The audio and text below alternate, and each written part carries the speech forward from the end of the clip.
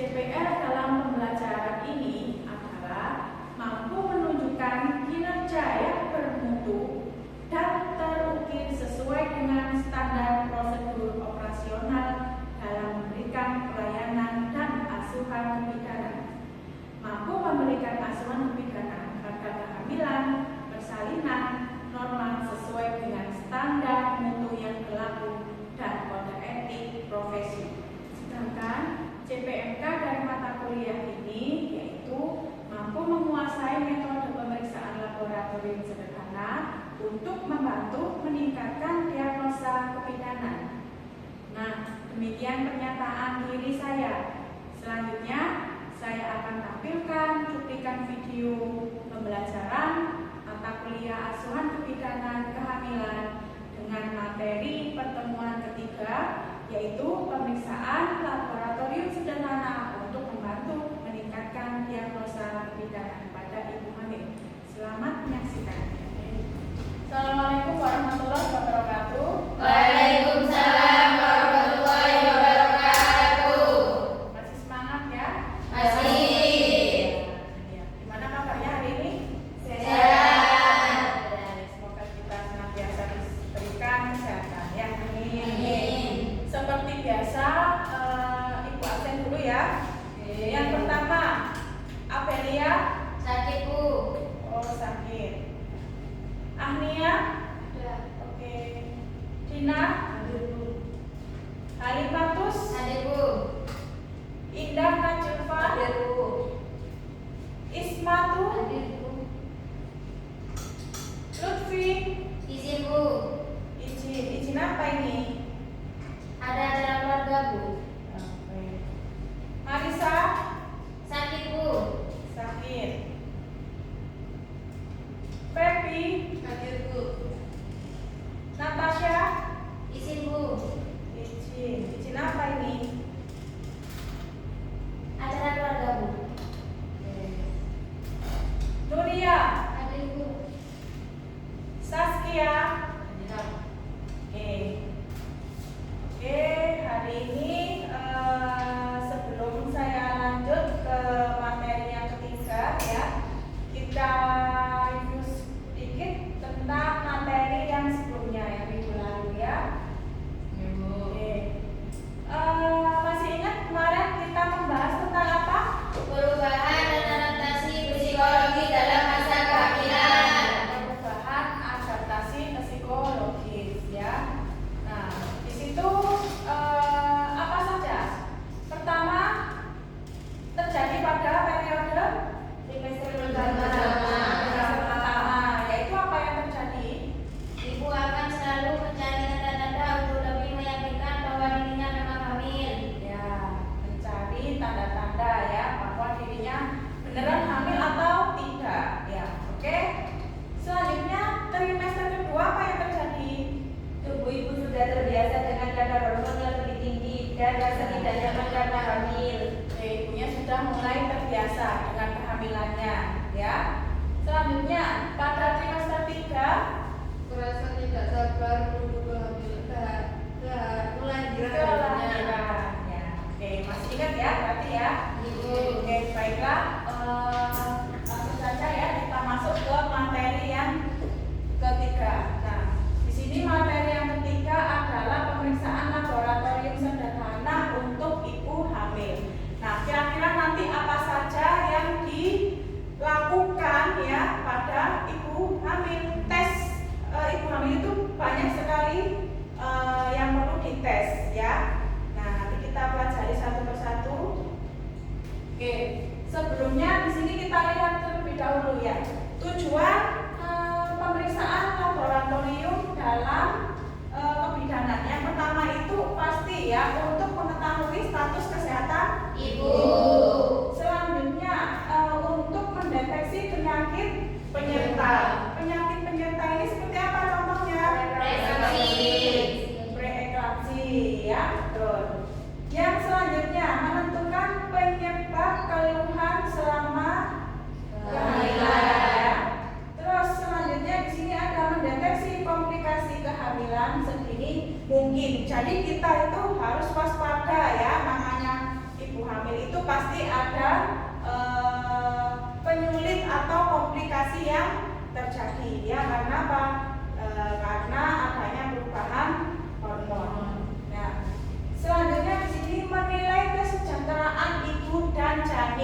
Jadi bukan hanya ibunya saja, tapi juga janinnya ya.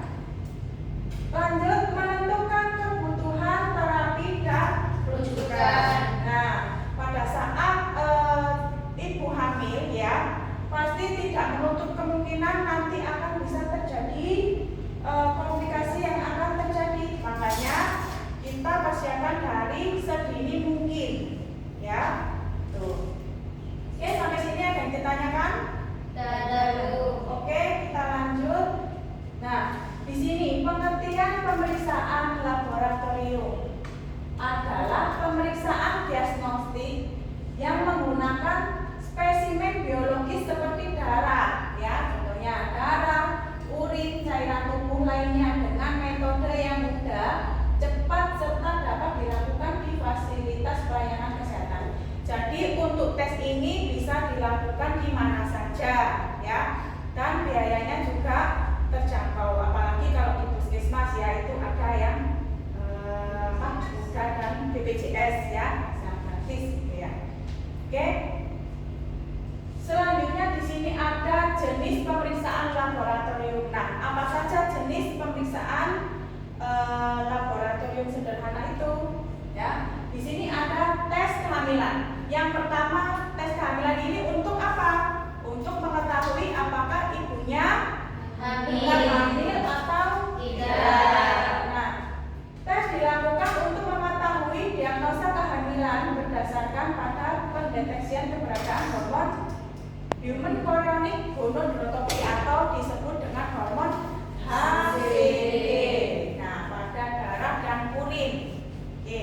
Nah, makanya hormon HCG ini disebut dengan hormon yang dominan pada saat kehamilan. Paham ya? Ingat-ingat ya. Selanjutnya, tes kehamilan dapat dilakukan dengan 3 cara. Ya, 3 cara yaitu dengan apa? Dengan tes urin. Ya, tes urin itu biasanya disebut dengan planotes. Ya, nah di sini bisa dilaksanakan seawal mungkin. Ya, begitu diketahui adanya amenorre, nah itu bisa langsung dilakukan. Ya, kalau pada planotes ini biasanya ibu bisa melakukan sendiri di rumah. Ya, tinggal beli alatnya, langsung dicek sendiri. Nah, pada saat melakukan tes HCG ini ya dengan menggunakan planotes itu alangkah baiknya pada saat di pagi hari ya, urin yang pertama kali keluar. Oke. Selanjutnya di sini ada ultrasonografi atau disebut dengan USG. Ya, sudah pernah lihat USG? Pernah ya. Pada saat kemarin sudah pernah praktek ya pada semester 2 ya. Nah, ini dilaksanakan sebagai salah satu diagnosa pasti kehamilan dan kelainan yang lainnya. Jadi bisa untuk mengetahui ibu itu hamil atau tidak, dan kelainan-kelainannya pun juga bisa terlihat seperti itu ya. Oke, lanjut ya. Jadi gambarnya seperti itu ya. Selanjutnya di sini pemeriksaan hemoglobin atau disebut dengan pemeriksaan HB ya. Nah, tujuannya apa? Untuk mengetahui kadar hemoglobin untuk mendeteksi anemia ya. Nah, jadi pada saat ibu hamil itu kok darahnya rendah ya, bisa dites HB ya. Kenapa kok perlu dilakukan? Karena apa? Untuk persiapan pada saat persalinan ya. Oke. Di sini ada nilai normal ibu hamil ya. Nah, itu 11 ya, 11 gram atau pada trimester 1 dan 3. Nah, di sini 10 ya pada trimester 2. Jadi HB ibu hamil itu tidak boleh lebih dari 10 ya. Karena kalau tidak boleh lebih, tidak boleh kurang dari 10. Nah, kalau di bawah 10 takutnya kenapa? Anemia. Nah, terjadi anemia ya. Kalau sudah anemia nanti pada saat persalinan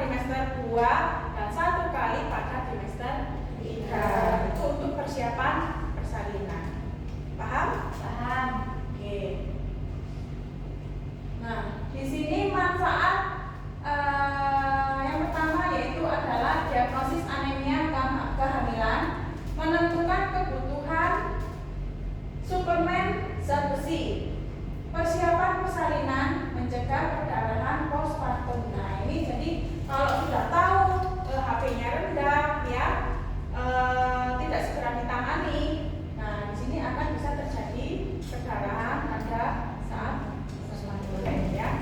Nah makanya pada ibu hamil itu selama 90 hari diberikan apa, vitamin FE ya. Nah ibu hamil itu wajib meminum FE 1 hari 1 kali. Itu tadi untuk persiapan persalinan. Oke. Nah selanjutnya di sini ada pemeriksaan protein urin ya. Nah yang pertama di sini adalah untuk mendeteksi protein dalam urin ya. Nah jadi protein urin ini dia bisa apa? Bisa apa? Untuk ini di sini ya, protein urin disertai hipertensi itu adalah merupakan tanda petik preeklampsi. Jadi ini tuh adalah penyakit preeklampsi ya. Kalau protein urinnya disertai dengan protein urea yang tinggi, hipertensi, dia mengarahnya ke preeklampsi. Nah, pencegahannya apa? Nah, pencegahannya adalah dilakukan pemeriksaan antenatal care ya. Jadi pemeriksaan antenatal care itu bisa dilakukan pada saat kapan saja? Masih ingat? Trimester pertama berapa kali? 1 kali. 1 kali. Trimester 2? 2 kali. Trimester 3? 3 kali. Nah, itu ya. Oke, sampai sini paham? Sudah? Apakah ada yang bertanya? Saya Ibu, Ya. saya bertanya Ibu, untuk manfaat pemeriksaan protein urin pada ibu hamil itu untuk apa?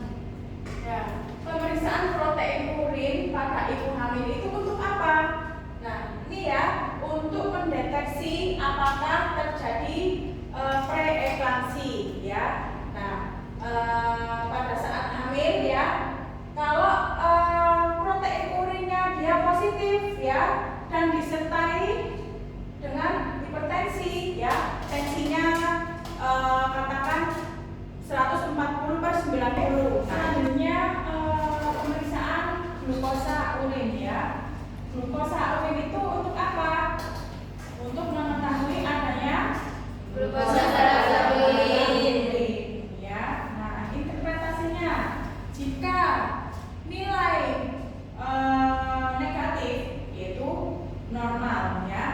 Nah, tapi kalau di situ ada kemungkinan diabetes gestasional atau diabetes mellitus, di situ pasti positif ya. Nah, nanti kita akan belajar di lab tentang ini ya. Nah, kalau glukosa urin ini adalah untuk mengetahui apa? Gula dalam urin. Dalam urin ya. Oke. Selanjutnya di sini untuk pemeriksaan HIV ya.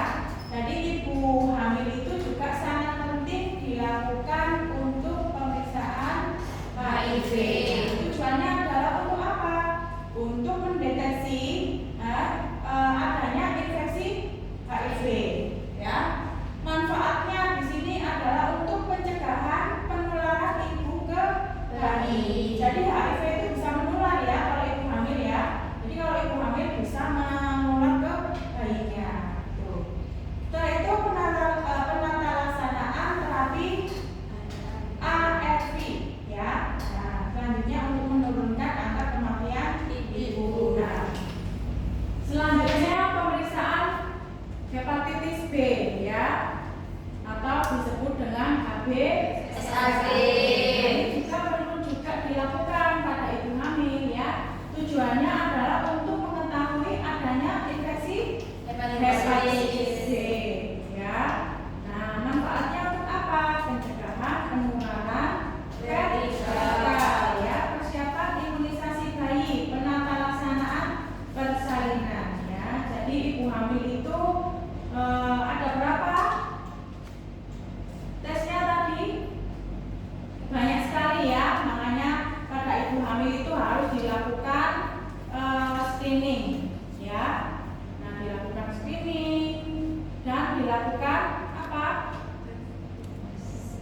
pemeriksaan laboratorium sederhana ya. Oke, sampai sini ada yang mau ditanyakan? Ya, Nuria. Mau bertanya terkait HB yang tadi. Mengapa pemeriksaan HB itu penting dilakukan selama kehamilan? Oke, mengapa pemeriksaan HB itu wajib dilakukan pada saat kehamilan? Ya, jawabannya adalah untuk apa? Untuk mempersiapkan pada saat nanti persalinan ya, karena persalinan itu membutuhkan apa? Persiapan yang ekstra ya. Pada saat persalinan itu kan kehilangan darahnya banyak sekali ya. Nah, makanya HB-nya juga harus di atas 11 ya, tidak boleh di bawahnya, nanti terjadi anemia, terjadi perdarahan ya, semakin parah gitu ya. Oke, ada lagi yang mau ditanyakan? Sudah nggak ada? Kalau sudah tidak ada yang tanya, gantian ya, Bu April yang tanya. Oke, tadi sudah Ibu jelaskan tentang pemeriksaan laboratorium. Ya, ada apa saja tadi pemeriksaan laboratorium? Yang pertama, Pemeriksaan HB. pemeriksaan HB. Ya, pemeriksaan HB dilakukan pada saat kapan? Trimester pertama satu kali, trimester kedua satu kali, terus trimester ketiga. Nah, oke. Nah, selanjutnya ada apa lagi? Protein urin. Ya, protein urin tadi untuk apa?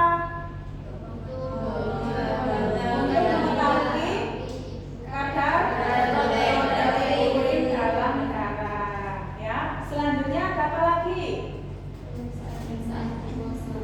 Pemeriksaan glukosa. Ya, ya. Terus ada apa lagi? Pemeriksaan HIV. HIV. Terus HBS. Nah, itu ya. Oke, diingat-ingat ya. Oke. Selanjutnya tadi ya, hormon yang paling dominan pada saat persalinan itu apa? Hormon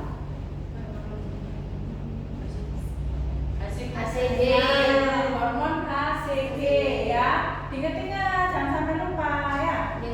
Nah, sekarang Ibu punya contoh soal kasus ya. Umpama ada kasus seorang ibu hamil usia 34 minggu datang dengan tekanan darah